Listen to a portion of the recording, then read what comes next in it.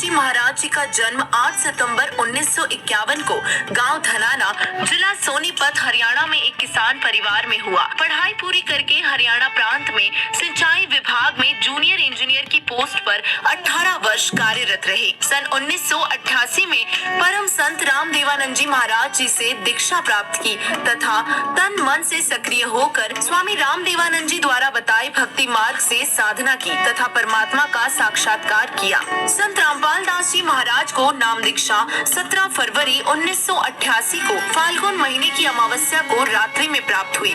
उस समय संत रामपाल जी महाराज जी की आयु 37 वर्ष थी। उपदेश दिवस अर्थात दीक्षा दिवस को संत मत में उपदेशी भक्त का आध्यात्मिक जन्मदिन माना जाता है। जगत गुरु तत्वदर्शी संत रामपाल जी महाराज जी की गुरु प्रणाली जो कबीर साहिब जी से शुरू होते हुए संत गरीबदास जी महाराज जी छुड़ानी हरियाणा वाले से होते हुए संत शीतल दास जी महाराज गांव बरहाना, जिला झज्जर, हरियाणा, संत ध्यान दास जी महाराज, संत रामदास जी महाराज, संत ब्रह्मानंद जी महाराज गांव करौथा, जिला रोहतक, हरियाणा, संत जुगतानंद जी महाराज, संत गंगेश्वर नंद जी महाराज गांव बाजीतपुर, दिल्ली, संत चिदानंद जी महाराज जी गांव गोपालपुर, सोनीपत, हरियाणा, स्वामी रामदेवानंद जी महाराज तलवंडी भाई, फिरोजपुर, पंजाब तक एक ऐसी महान गुरु प्रणाली में दीक्षित संत है। जगत गुरु तत्वदर्शी संत रामपाल जी महाराज जी जो आज पूरे भक्त समाज को शास्त्र अनुकूल ज्ञान देकर मोक्ष प्रदान कर रहे हैं। उपरोक्त विवरण श्री नॉस्ट्रेडमस जी की उस भविष्यवाणी से पूर्ण मेल खाता है जो पृष्ठ संख्या 44 और 45 पर लिखी है। जिस समय उस तत्वदृष्टा साइरन का आध्यात्मिक जन्म होगा उस दिन अंधेरी अमावस्या होगी। उस समय उस विश्व नेता की आयु 16, 20, 25 वर्ष नहीं होगी। वह तरुण नहीं होगा बल्कि वह प्रौढ़ होगा और वह 50 और 60 वर्ष के बीच की उम्र में संसार में प्रसिद्ध होगा। वह सन 2006 होगा। सन 1993 में स्वामी रामदेवानंद जी महाराज जी ने आपको सत्संग करने की आज्ञा दी तथा सन 1994 में नामदान करने की आज्ञा प्रदान की। भक्ति मार्ग में लीन होने के कारण जेई की पोस्ट से त्याग पत्र दे दिया जो हरियाणा सरकार द्वारा 16/5/2000 को पत्र क्रमांक 34923500 तिथि 16/5/2000 के तहत स्वीकृत है। सन 1994 से सन 1998 तक संत रामपाल जी महाराज ने घर घर, गांव गांव, नगर नगर में जाकर सत्संग किया। बहुत संख्या में अनुयायी हो गए और साथ साथ ज्ञानहीन संतों का विरोध भी बढ़ता गया। सन 1999 में गांव करोथा, जिला रोहतक, हरियाणा में सतलोक आश्रम करोथा की स्थापना की तथा 1 जून 1999 से 7 जून 1999 तक परमेश्वर कबीर जी के प्रकट दिवस पर 7 दिवसीय विशाल सत्संग का आयोजन करके आश्रम का प्रारंभ किया तथा महीने की प्रत्येक पूर्णिमा को 3 दिन का सत्संग प्रारंभ किया। दूर दूर से श्रद्धालु सत्संग सुनने आने लगे तथा तत्व ज्ञान को समझकर बहुसंख्या में अनुयायी बनने लगे। चंद दिनों में संत रामपाल जी महाराज जी के अनुयायियों की संख्या लाखों में पहुंच गई और जिन ज्ञानहीन संतों व ऋषियों के अनुयायी संत रामपाल जी महाराज जी के पास आने लगे तथा अनुयायी बनने लगे, फिर उन अज्ञानी आचार्यों तथा संतों से प्रश्न करने लगे कि आप सर्व ज्ञान अपने सदग्रंथों के विपरीत बता रहे हो। यजुर्वेद अध्याय 8 मंत्र 13 में लिखा है कि पूर्ण परमात्मा अपने भक्त के सर्व अपराध अर्थात पाप नाश कर देता है। आपकी पुस्तक जो हमने खरीदी है उसमें लिखा है कि परमात्मा अपने भक्त के पाप क्षमा अर्थात नाश नहीं करता। आपकी पुस्तक सत्यार्थ प्रकाश समोल्लास 7 में लिखा है कि सूर्य पर पृथ्वी की तरह मनुष्य तथा अन्य प्राणी वास करते हैं और इसी प्रकार पृथ्वी की तरह सर्व पदार्थ है, बाग बगीचे, नदी, झरने आदि।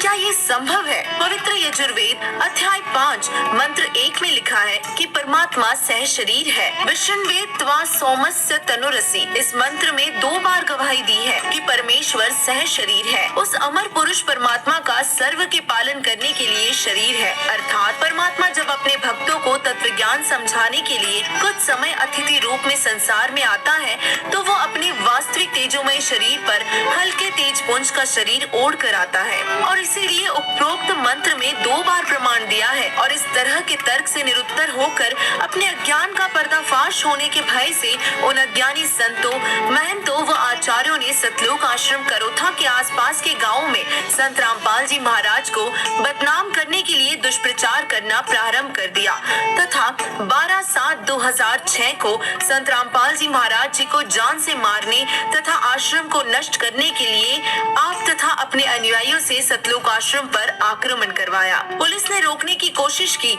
जिस कारण से कुछ उपद्रवकारी चोटिल हो गए और सरकार ने सतलोक आश्रम को अपने अधीन कर लिया तथा संत रामपाल जी महाराज व उनके कुछ अनुयायियों पर झूठा केस बनाकर जेल में डाल दिया। और इस प्रकार 2006 में संत रामपाल जी महाराज विख्यात हुए।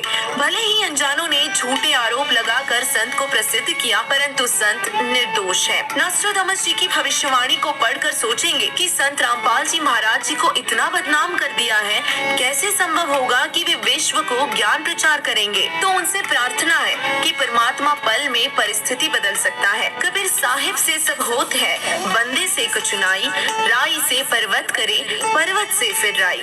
परमेश्वर कबीर जी ने अपने बच्चों के उद्धार के लिए शीघ्र ही समाज को तत्व ज्ञान द्वारा वास्तविकता से परिचित करवाएंगे। फिर पूरा विश्व संत रामपाल जी महाराज जी के ज्ञान का लोहा मानेगा। संत रामपाल जी महाराज जी ने सन 2003 से अखबारों व टीवी चैनलों के माध्यम से सद्ज्ञान का प्रचार कर अन्य धर्म गुरुओं से कह रहे हैं कि आपका ज्ञान शास्त्र विरुद्ध अर्थात आप भक्त समाज को शास्त्र रहित पूजा करवा रहे हैं और दोषी बन रहे हैं। यदि मैं गलत कह रहा हूँ तो इसका जवाब दो।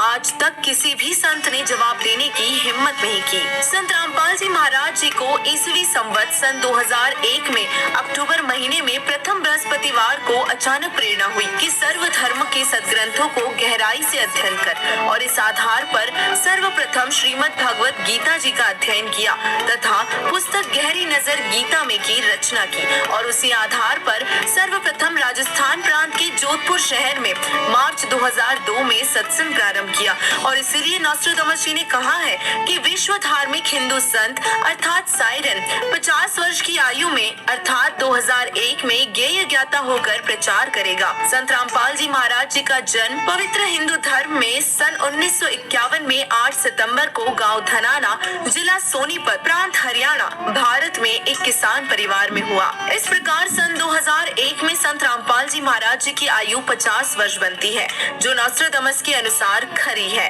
और इसीलिए वह विश्व धार्मिक नेता संत रामपाल जी महाराज जी ही है जिनकी अध्यक्षता में भारतवर्ष पूरे विश्व पर राज करेगा। पूरे विश्व में एक ही ज्ञान अर्थात भक्ति मार्ग चलेगा, एक ही कानून होगा, कोई दुखी नहीं रहेगा, विश्व में पूर्ण शांति होगी। जो विरोध करेंगे अंत में वे भी पश्चाताप करेंगे तथा तत्व ज्ञान को स्वीकार करने पर विवश होंगे और सर्व मानव समाज मानव धर्म का पालन करेगा और पूर्ण मोक्ष प्राप्त करके सतलोक जाएंगे। यही प्रमाण संत गरीबदास जी छुड़ानी, जिला झज्जर, हरियाणा वाले ने दिया है। ग्रीब सतगुरु दिल्ली मंडल आईसी, सूती धरणी सूम जगाईसी। परमात्मा की भक्ति बिना कंजूस हो गए व्यक्तियों को जगाएगा। गांव धनाना, जिला सोनीपत पहले दिल्ली शासित क्षेत्र में पड़ता था और इसीलिए संत गरीबदास जी महाराज जी ने कहा है कि सदगुरु अर्थात वास्तविक ज्ञान जानने वाला संत अर्थात तत्वदृष्टा संत दिल्ली मंडल में आएगा। फिर कहा है कि साहिब कबीर तख्त खवासा, दिल्ली मंडल लीचे वासा। भावार्थ है कि परमेश्वर कबीर बंदी छोड़ के तख्त अर्थात दरबार का खवास, नौकर अर्थात परमेश्वर का नुमाइंदा प्रतिनिधि दिल्ली मंडल में वास करेगा अर्थात वहाँ उत्पन्न होगा। प्रथम अपने हिंदू बंधुओं को तत्व ज्ञान से परिचित करवाएगा और बुद्धिमान हिंदू ऐसे जागेंगे जैसे कोई हड़बड़ा कर जागता है अर्थात उस संत के द्वारा बताए तत्व ज्ञान को समझकर अविलंब उनकी शरण ग्रहण करेंगे। फिर पूरा विश्व उसी तत्वदर्शी हिंदू संत के ज्ञान को स्वीकार करेगा और यह भविष्यवाणी श्री नॉस्ट्राडामस जी ने भी की है। नॉस्ट्राडामस जी ने यह भी लिखा है कि मुझे दुख इस बात का है कि उससे परिचित न होने के कारण मेरा साइरन अर्थात तत्वनिष्ठा संत उपेक्षा का पात्र बना है। हे बुद्धिमान मानव, उसकी उपेक्षा न करो। वह तो सिंहासनस्थ करके अर्थात आसन पर बिठाकर आराध्य देव इष्ट देव रूप में पूजा करने योग्य है। वह हिंदू धार्मिक संत साइरन आदि पुरुष पूर्ण परमात्मा का अनुयायी जगत का तारनहार है। परमेश्वर कबीर जी बंदी छोड़ ने कहा है कि आछे दिन पाछे गए, सदगुरु से किया न हेत, अब पछतावा क्या करे जब चिड़िया चुग गई खेत। सर्व मानव समाज से प्रार्थना करते हैं कि पूर्ण संत रामपाल जी महाराज जी को पहचानो तथा अपने व अपने परिवार का कल्याण करवाओ। अपने रिश्तेदारों तथा दोस्तों को भी बताओ तथा पूर्ण मोक्ष पाओ। स्वर्ण युग प्रारंभ हो चुका है और लाखों पुण्य आत्माएं संत रामपाल जी महाराज जी तत्वदर्शी संत को पहचान कर सत भक्ति कर रहे हैं। वे अति सुखी हो गए हैं, सर्व विकार छोड़कर निर्मल जीवन जी रहे हैं।